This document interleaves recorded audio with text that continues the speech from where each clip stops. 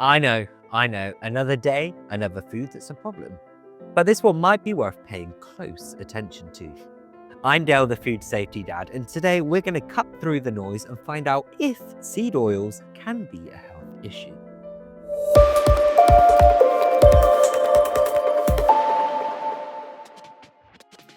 So what exactly are seed oils? Well, these are oils extracted from seeds like canola, soybean, corn, sunflower, and safflower.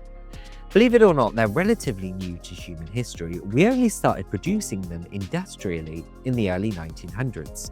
But here's what makes them different from traditional fats like olive oil or butter.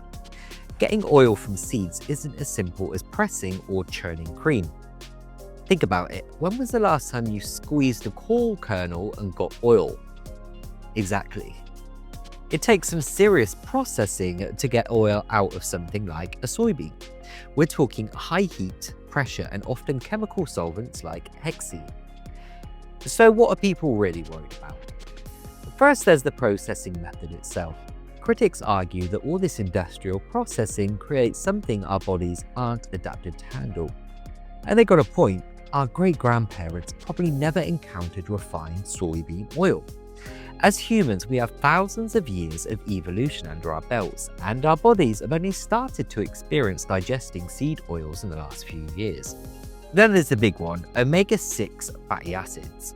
Now, omega-6 aren't bad by themselves, and we actually need them. But here's the catch, modern diets give us way too many omega-6s compared to omega-3s. Traditional diets had omega-6 to omega-3 ratio of 1:1. Today, largely due to seed oils, we're looking at ratios 16:1. Some researchers think this imbalance might promote inflammation in the body. But hang on, haven't these oils been promoted as heart-healthy alternatives to saturated fats for decades? Yes, and this is where things get quite interesting. These oils are low in saturated fat, which were thought to help lower cholesterol. That's why they became so popular in the first place. Here's where the controversy heats up. These oils are high in polyunsaturated fats, which are less stable than saturated fats. When exposed to heat, light, or oxygen, they can oxidize, creating potentially harmful compounds. And think of it this way, ever noticed how quickly these oils go rancid if you leave them out?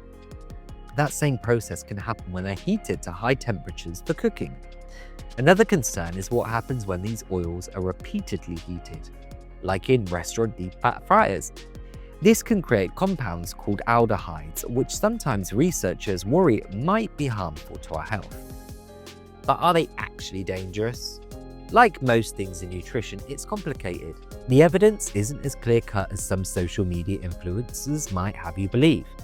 Yes, there are legitimate concerns about the high omega-6 content and processing methods. But no, you probably don't need to throw out every condiment that contains soybean oil. The real problem isn't having some seed oils in your diet, it's that seed oils are in everything now. Check your labels, they're in salad dressings, mayo, crackers, bread, frozen meals, and pretty much every restaurant food. So what can you do about it? The seed oils aren't poison, but they probably shouldn't be your main fat source either. Think of them like processed sugar. Fine in moderation, but not something you want dominating your diet. At least not in the amounts we're being exposed to. For high heat cooking, consider using more stable fats like avocado oil, coconut oil, or even good old-fashioned butter. When you're making cold dishes like salad dressings, extra virgin oil is your best friend. Try cooking more at home when you're in control of the oil. And when you're buying packaged foods, check those ingredients. You might be surprised how many alternatives exist now. Hopefully that was a little helpful. I'm Dale, the food safety dad, and until next time, go wash your hands.